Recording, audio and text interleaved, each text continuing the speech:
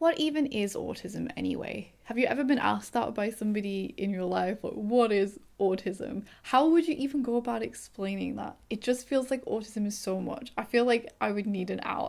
Would you get up the DSM-5 criteria and be like, this is me? I don't really think so. I really used to struggle if I was asked that question. And then I was on a Facebook group for autistic women and somebody mentioned the word monotropism. And so I looked it up. It was like learning about autism all over again from the beginning. It was like crazy aha moment of this is it. Monotropism is a theory of autism that attempts to explain how the autistic mind works and what being autistic really means for how you experience the world around you. There has been some very recent research found an autism diagnosis to be very consistent with fitting this kind of monotropic profile, and it also suggests that ADHDers are more monotropic than neurotypical people, slightly less so than autistic people, but they're definitely, you know, on the monotropic spectrum, which is really interesting. So if you're an ADHDer, these might apply to you as well. In this video, I'm going to talk about 12 different ways that monotropism can explain the autistic experience and link,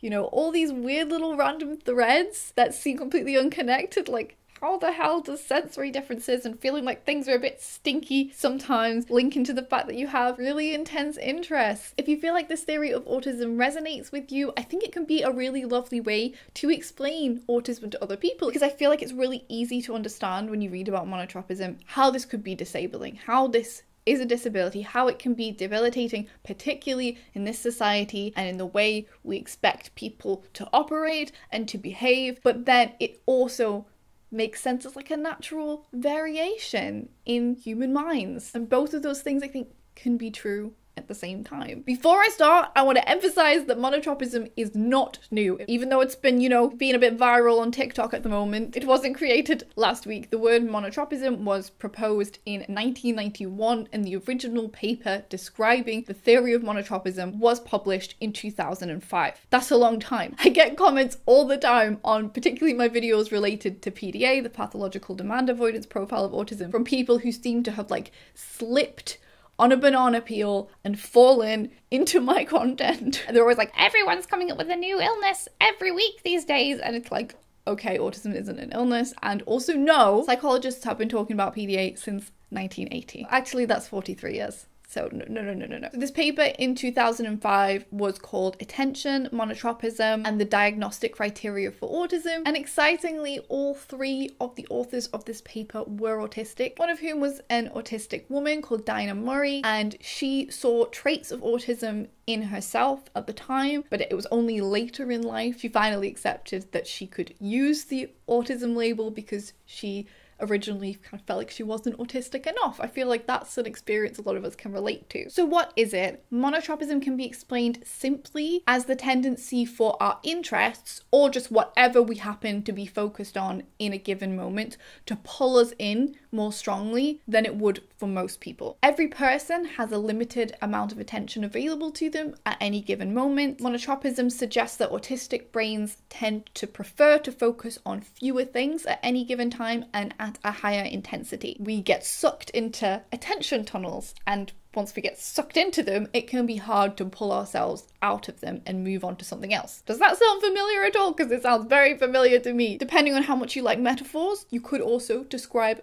monotropism using a metaphor of light. So if we imagine a metaphorical room and we imagine a neurotypical person walks into that room and they've got a more polytropic mind, they may stand in the doorway and see the entire room lit by like a soft overhead light. Every object in the room appears to be lit somewhat evenly, and then by comparison, and the autistic individual, the monotropic individual, would be viewing the room through a torch beam and seeing, you know, fewer objects at a time through a much more intense and concentrated light. But how does this explain everything about autism? Number one, social differences. So in order to receive an autism diagnosis, you must have what the DSM-5 calls social deficits. If you imagine that autistic people like to process one channel of information at a time, it might kind of be easy to see why socializing would be more difficult for us and why we would have social differences. In my video about masking and what masking feels like from the inside, which is one of my first videos I ever made, I spoke about how I just feel like I'm doing a juggling act. I've got to be looking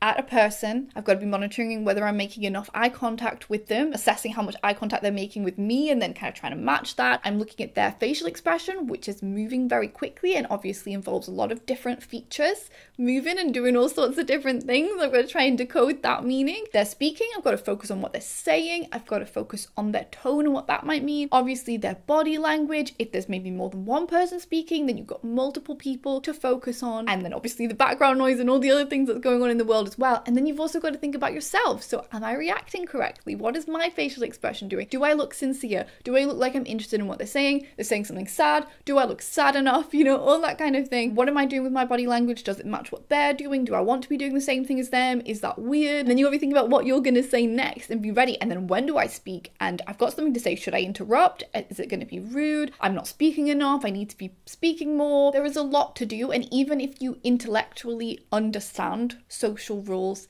it's still kind of difficult to perform them on the spot. Everything's happening very rapidly. You've got to react very quickly.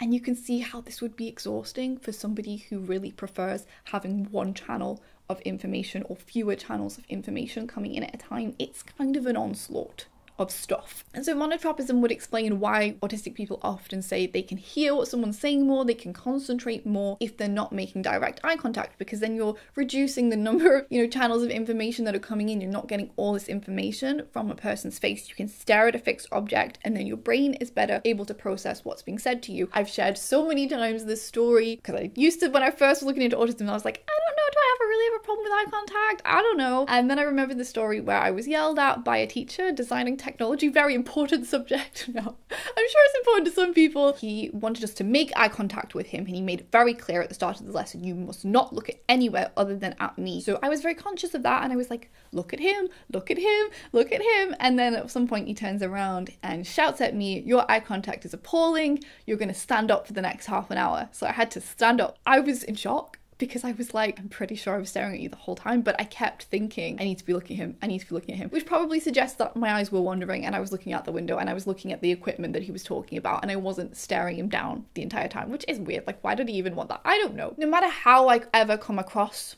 socially, when I'm, trying really hard and masking, sometimes I think I do come across well. People say that I come across well. It never feels like I'm coming across well. It never feels intuitive. As I say, it always feels like juggling, like fragmented, like I can't really process how well the interaction is going. So I think this is why I've kind of throughout my life, despite the fact that I like people, I'm interested in psychology, I'm interested in people, I've often avoided socializing, like on hidden toilet cubicles or ran to the library so I don't have to speak to people, to be on my own, to get a bit of a break, because I think it's mentally exhausting. This also links to the language delays that are sometimes seen in autism. Autism is sometimes mistaken for deafness, and if you look on the childhood traits of autism page on the NHS website, the very first trait is not responding to their own name. It could be that for some monotropic individuals, language itself is actually quite difficult to pick up. Maybe you're just hearing it as like individual sounds and are not quite able to piece it together as words and sentences as easily as other people are. Although I don't think I had any sort of language delay and it wasn't something my parents were concerned about, there are lots of clips of me seemingly ignoring my mom in a way my son, who is not autistic, he just wouldn't do. He would always respond to the kind of things that she's asking me, and I'm like in the middle of playing, she'll ask me about what I'm doing, or she'll ask me to show her something or say something, and I'll just ignore it. Say, uh-oh. So, show me your Teletubby shirt on the film, Meg. Where's your Teletubby shirt? Yeah.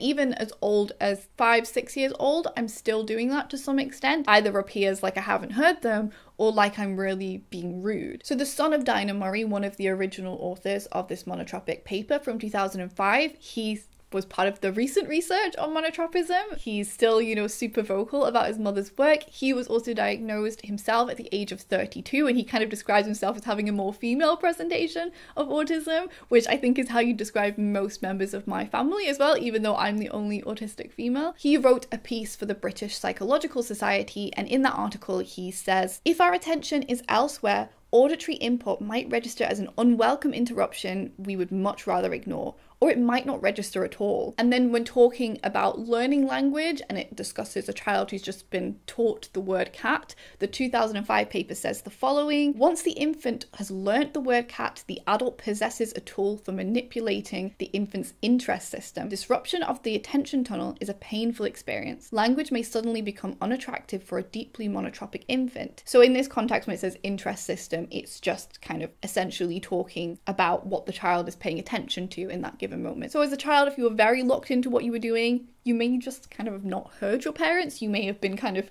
undersensitive to that sound in the given moment, or you may have been overly sensitive and heard them, calling your name, and you recognize your name and you're like, oh, this is trying to get my attention. And that feels painful to you to kind of rip yourself away from the thing that you're currently engrossed in. So you ignore them because you kind of, want that to go away, and it's not something you want to engage with. It has negative associations for you. In this way, you can kind of see how being hyper and hypo sensitive to sensory stimuli can cause social differences. It's already starting to all link together. But number 2, let's talk about sensory differences a bit more deeply. So why do some autistic people feel like they're oversensitive to brightness, smell, taste, textures, whether that's textures of food or textures of clothing? And then the opposite side, you have some people who feel like they're undersensitive and say that they have a very high tolerance for pain and things like that. And why do some of us feel like we're both, depending on the day, depending on the context? Sometimes you do hear it kind of spoken about as if autistic people will either be overly or they'll be undersensitive to sensory things, but I don't think it's always that simple and black and white. If I was trying to concentrate on something deeply at my computer and someone started blasting really loud music at me all of a sudden out of nowhere, that would be horrible. But if I myself put on my headphones and play some loud music, or I go to a concert of music I like and have chosen to hear, then I'm quite happy to hear that loud music. I suppose in the context of the concert, I have chosen for that to be my focus. That is where I am and that is where I want to be. If someone's blasting music while I'm trying to focus on something else, then they're trying to yank my brain in a different direction, and that's not very monotropism friendly. So monotropism explains our sensory experience being more intense because when monotropic people are focused on something, we use more of our mental resources on that thing. So our experience of that thing might just be more, and that might explain why the world is brighter, louder, smellier, just a bit of an onslaught sometimes for autistic people and ADHDers as well. But also when you're inside the attention tunnel, as with the language example, you may miss things outside of it. They may just go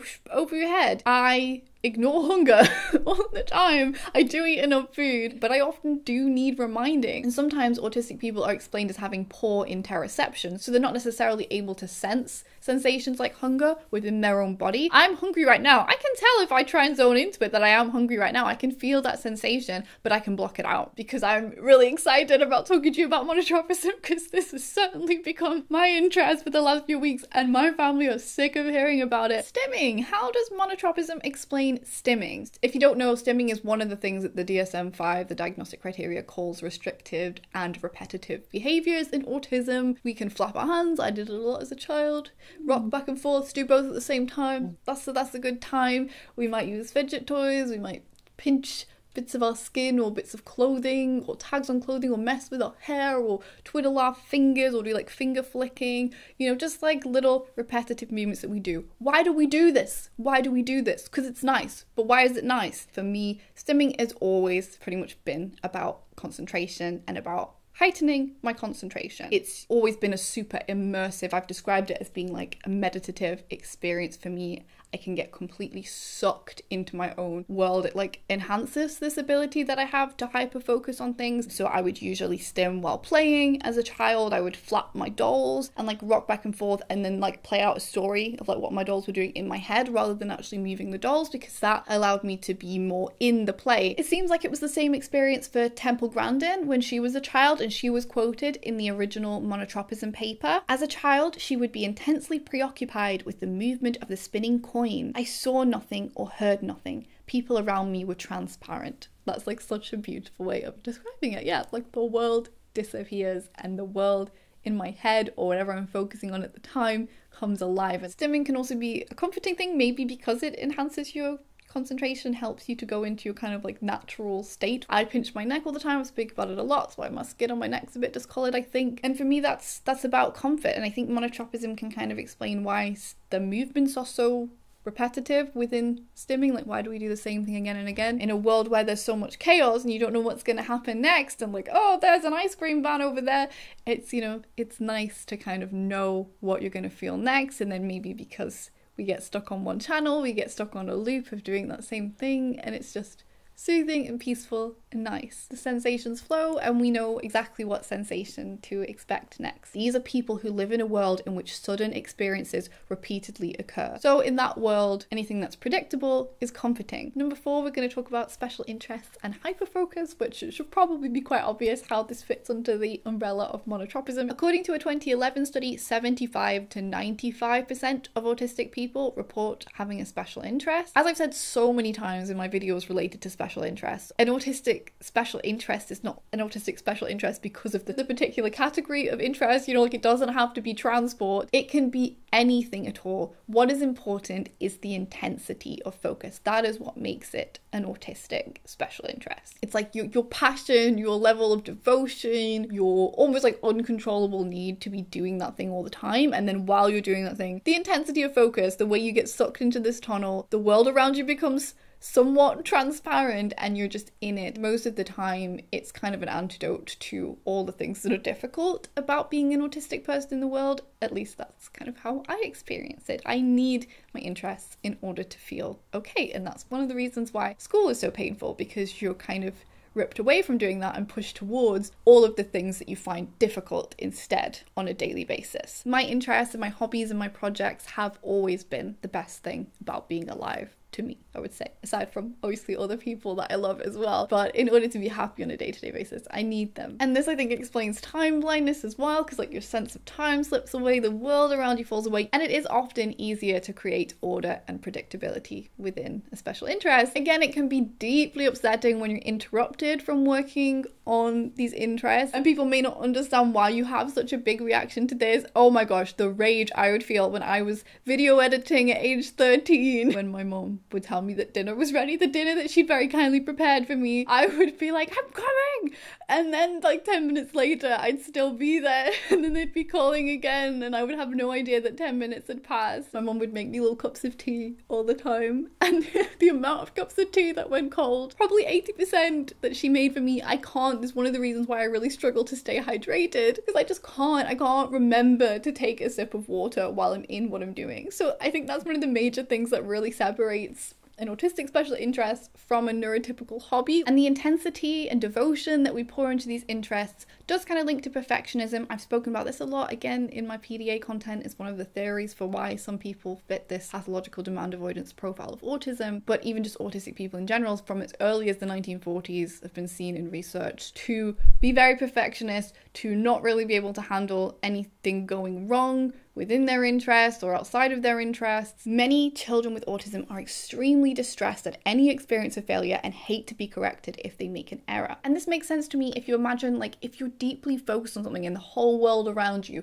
has disappeared, that thing is kind of your world, at least in that moment, and maybe the stakes are higher. The experience of, you know, being in during that thing is heightened, and therefore when something goes wrong, the experience of that and the emotions associated with that are also heightened. Okay, so number 5, we're going to talk about insistence on sameness and also need to be in control. So just as stimming under the monotropic lens kind of makes sense as, like, you know, predictable, controllable input, the insistence on sameness, that is really hard to say, and need for routine and structure are kind of similar, you know, trying to find some order in a chaotic world. It's a world that's always trying to yank your brain out of what it's doing and in a different direction without your permission. So you may feel quite strongly about wanting to stay on a fixed, safe path that you trust. A lot of autistic people prefer structure and routine. That's kind of like a stereotype of autism at this stage. It's one of the accommodations that people make once someone has an autism diagnosis to make sure they know exactly what's going to happen within their day. I have a family member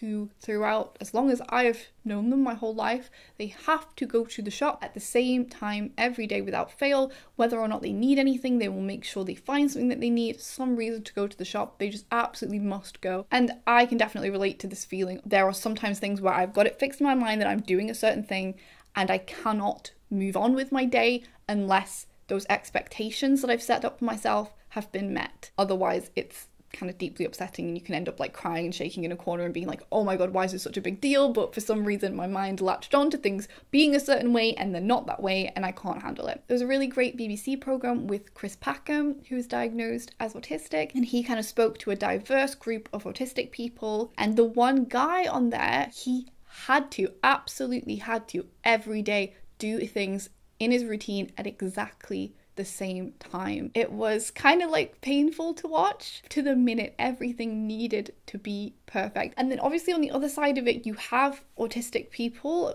many people who fit the PDA profile, as I do, also people who have a diagnosis of ADHD and autism, which I do, who can't deal with routines. And I feel like strangely it is very similar. This need to control like every second of your day and know exactly what's happening on your schedule at every moment, and then also this need to not be controlled by a schedule and have complete control over what you do every single given moment. It all kind of comes back to this feeling of needing to know that to the best of your ability you're going to be safe from this feeling of being pulled out of what you're doing and have something unexpected happen to you. As Fergus Murray states, much of autistic behaviour can be seen as attempts to restore some kind of equilibrium. Okay, so number 6, this is kind of another social one. It's literal thinking. How can monotropism explain the fact that some autistic people, at least as children, they may grow up to understand it, but they may not be able to understand sarcasm, or they may interpret phrases like break a leg literally and not know what on earth someone's going on about. But as we get older, even if we do understand these phrases and we don't interpret them literally anymore, often we interpret them literally first and like maybe picture what someone said literally, and then we kind of have to like process it. Even if it's quite quick, we still have like a little extra step, I feel, of processing before we can be like, oh, that's what they mean. Okay. For me, if somebody says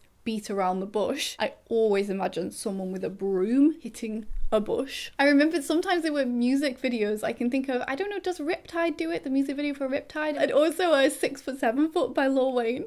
The music video takes all the lines literally, and I was just like, this is hilarious. This is a masterpiece. And I think there was something about that was really appealing to my brain. It's always been a joke thing between me and my husband. He knows I don't like idioms, and when he says them to me, it's like unnerving. I get kind of like an irritated response. I'm like, oh, why do people say that? It's so silly. It's so stupid, like almost a bit snobbish about them. And so he'll often try and slot them into conversation. It's become like a joke thing. Maybe it's just because my brain doesn't like them. It takes an extra processing step maybe. And monotropism kind of explains that the autistic mind likes one thing to follow another in a more direct way. So we kind of prefer things to be more literal and to the point. Again, the like needing one thing to follow another and be neat. It's all kind of linking back to the perfectionism stuff. Number 7, autistic inertia and interruptions. So when we talk about having difficulties with executive dysfunction, which is kind of like our ability to plan what we're going to do and then actually follow through and execute that task,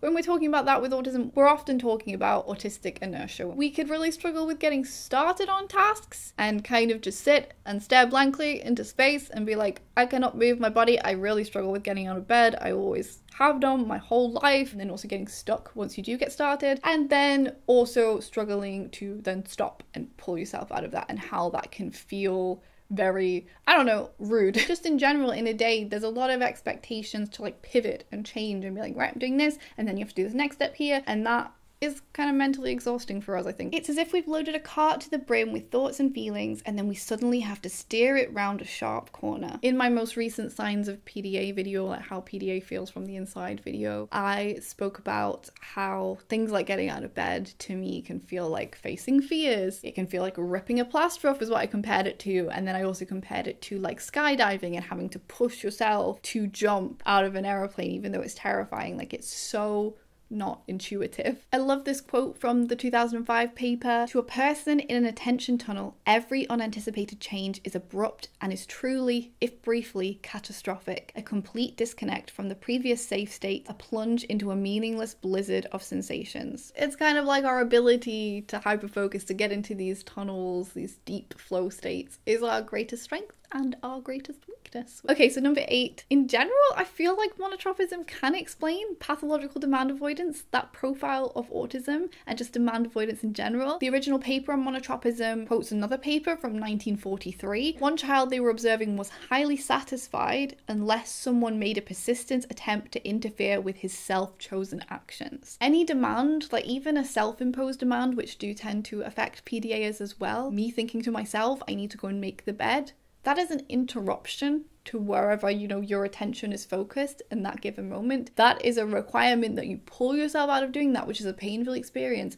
and go and do this other thing over here, which might be why a lot of us have either internalized or externalized negative reactions to other people asking us to do things, even if those things seem relatively small. So it feels like demand avoidance is a protection mechanism. PDA is often described as an anxiety-driven need to remain in control, and there are studies to suggest it is linked to a dislike of uncertainty. So again, it comes back to that need to have autonomy over what you're doing in any given moment, that need to feel a sense of like safety, like I am not going to be ripped away from doing this. Someone asking you to do something is almost always them asking you to, either in the moment or in the future, stop what you're doing and go and do something else. So it's always asking you to pivot, and that can feel intrusive. And it might be similarly as jarring as hearing a sudden sound. I described in my PDA video how, to me, the feeling of a small demand, like somebody saying, "Oh, could I please squeeze past you?" in the supermarket, gives me a very similar feeling to hearing somebody whistling right behind me while I'm walking down the street. It's a similar feeling of like prickling under my skin and kind of like an irritation sensation, I probably would have described it as. Both of those things are interruptions. Monotropic individuals just may feel safest whenever we feel like we have complete control over what is happening to us. Our minds are doing what every mind likes to do, and they're trying to minimize the pain that we experience on a day-to-day basis, and that's why we're avoiding demands. Number 9, I want to talk a bit about intense relationships with other people, and the fact that many autistic people, you particularly hear it from autistic women, but I'm sure it has happened for many other people as well, they have a misdiagnosis of borderline personality disorder. Sometimes people have a diagnosis of both and feel like both resonate with them, but for some people it blocks them off from, looking further and getting that diagnosis of autism, which would explain more different, facets of their experience. So you can maybe see why some autistic people would have very intense relationships. If you think about the torch beam, you could become very deeply focused on, infatuated with a particular person. I think we often find that, like, as well as having special interests, we have special people in our lives, people who we are very loyal to, people who we love unconditionally and very deeply. We maybe just grow very strong attachments to particular people, and maybe sometimes more quickly than other people would. On the other hand, you can also see how monotropism might make it very difficult for you to maintain friendships, and why your friendships may slip away from you because you're spending so much time in this tunnel focused on your interests, and like the world slips away and everyone becomes transparent and you're not maybe always the best at replying to messages. For me, the best friendships that I've kept hold of are the ones that really don't require that much maintenance. Often their friendships with other people who are neurodivergent as well, but not always. I can't respond to your message every day, but that doesn't mean I don't love you unconditionally, and I don't think you're like one of the most amazing things on this earth. It does feel like the torch beam. I can't spread myself very thinly with relationships. As a child, it would be like 1 or 2 very special friends. It was my cousin for most of my life. And then it has also been the same for romantic relationships for me. It can be bad, like sometimes people might not deserve that level of devotion that we're trying to give to them, And also it can be really great if you have somebody else who, really likes you as well. It can slot together and work, and you can be like, cool, we're both committed to this, let's go. You might be able to see how this intensity of devotion might be misdiagnosed among other traits, like maybe if you were speaking about autistic meltdowns as well, then they were perhaps interpreted as an anger outburst. You can see how maybe those 2 things together could lead to a misdiagnosis of borderline personality disorder. On the NHS page for borderline personality disorder, one of the traits listed is intense but unstable relationships. Yeah, I mean, you can imagine if somebody became very fixated on somebody quite quickly and then maybe they were rejected. Obviously, a lot of autistic people, we could feel this rejection sensitivity, and I suppose if someone is in your tunnel, they're in your torch beam, and then they reject you, that could be deeply upsetting. Number 10, how does monotropism explain dyspraxia? From looking into the research, it seems like ADHDers do have some sort of difficulties with movements, more so than neurotypical people, but then autistic people have movement difficulties that are more consistent with a dyspraxia diagnosis. If you don't know what dyspraxia is, I'll leave my video where I talk about the traits of dyspraxia, but basically you struggle with movement stuff, you struggle with hand-eye coordination, you might have found it difficult to ride a bike. It also can relate to like moving your mouth and speech delays and things like that as well. That makes sense to me through a monotropic lens because movements, and particularly learning new movements, involves coordinating different parts of your body and making them do different things at the same time. And again, it's like the socializing thing, lots of different threads of information. If you imagine like hitting a ball with a bat, you've got this ball like rapidly launching at you, so you've got to watch that, follow that with your eyes, and you've also got to think about your movement and how you're standing and how you're going to hit the ball and how hard you're going to hit the ball, and it's all happening very quickly, and it's, you know, a juggling act again. Obviously this isn't to say that autistic people can never be good at movements. I think it can be more difficult for us to learn movements, and it will be more so for some people than others. For me, learning to ride a bike was near impossible. It was difficult for me to learn how to drive as well. It took me a bit longer than it did for most people. Number 11, how does monotropism explain meltdowns, shutdowns, burnout, just general mental health difficulties? Well, as we kind of explained, it's jarring, it's painful to be moved out of this attention tunnel. And if you think about how a lot of autistic people are expected to live our lives, we're expected to live our lives often on other people's schedules, being pulled from task to task to task, whether it's in school or it's in a job or even just in a home life, like, oh, okay, now we're going here. Fergus Murray calls, you know, each of these different transitions wrenching dislocations, and I think that that is a really good description of it. Our attention is being knocked off its natural course again and again, and it's really exhausting. It makes sense that autistic people would be more likely to suffer things like depression and anxiety, having to exist like this in a chaotic world. There's a page that I really love on monotropism.org, and it's about the monotropic split, which was a term that someone called Tanya Adkin came up with. To me, this just encapsulates the experience of being at school and then also like socializing in particular so well. It feels fragmented, it feels patchy. The fact that we're often required to do this mental gymnastics, this splitting, in order to fit into a polytropic world is exhausting. Eventually, after a day of trying to push through, can lead to meltdown. Tanya Adkin kind of describes a shutdown as an internalized version of a meltdown. So when you know it's not socially appropriate for me to have a meltdown right now, I can't do this in public, I've got to like keep it in. And in some ways that can be worse, like meltdowns can be worse for the people in your environment, but then in a shutdown, nobody knows how bad you're feeling, you're internalizing. And I think that's how I spent my school life. I very much shrunk into myself the whole time I was there until basically the end of high school. And then when I went to college, I started trying to mask more and trying to push through that, which was then even more exhausting and was probably why I then dropped out, which I have a whole video talking about. You end up in autistic burnout, which can take a very long time, can take years to recover from. Is when you've consistently just been pushing yourself past your limits, not allowing yourself to do what feels natural and intuitive, and making yourself do what is not natural and not intuitive to you constantly, trying to make yourself be polytropic when that's just not who you are. Basically, I think in order to be happy, we have to be allowed to be monotropic. It is who we are. We have to be allowed to have this time to deeply focus on our interests, whatever those interests may be, obviously as long as they're not hurting us and hurting anybody else. Finally, number 12, how does monotropism explain the fact that autistic people are so different from each other? There doesn't tend to be like one consistent presentation of what an autistic person looks like. We're all so different, but why are we all so different? Why is it that when you've met one autistic person, you've met one autistic person? I mean, obviously in general, people are all different and autistic people are people, so that comes into it, but it makes sense if you look at it through the lens of we've mostly all got different interests, we've mostly all been exposed to different things as a child, we've been for whatever reason drawn to specific things as a child, we've spent a lot of time on those things and maybe less time socializing and less time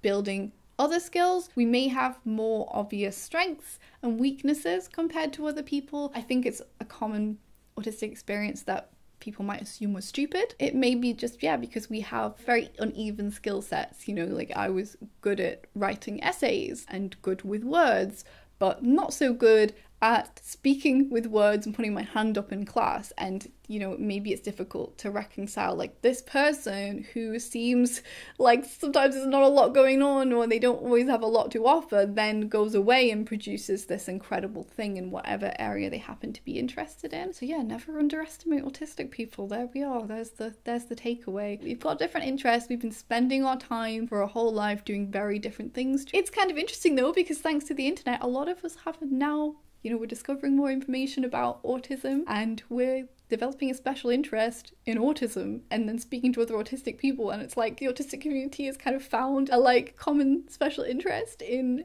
autism that's bringing us all together, which is just it makes me feel a bit emotional. You can apply monotropism to so many different areas, you know, like decision making and difficulties with working memory, with like holding on to different threads of information. I think it's an amazing theory. It's amazing that it was created by actual autistic people, and probably very telling that, oh, who would have thought it? You know, the people who actually live in autistic minds might know a thing or two about autistic minds compared to people who are just looking at a meltdown and watching somebody rocking and then being like, restrictive, repetitive. You can even potentially explain the lack of empathy, which we know is not a thing. It's not inherent to autism that you will have less empathy, but if you're stuck in an attention tunnel, people around you might be transparent. You might not notice what's going on. You might not be able to read when someone's upset because you may struggle to juggle the information and read someone's facial expressions. You may miss things. You may not notice things. You may be distracted. It doesn't mean you don't care. Just this year, another paper came out which Fergus Murray worked on, and this was about the development of the monotropism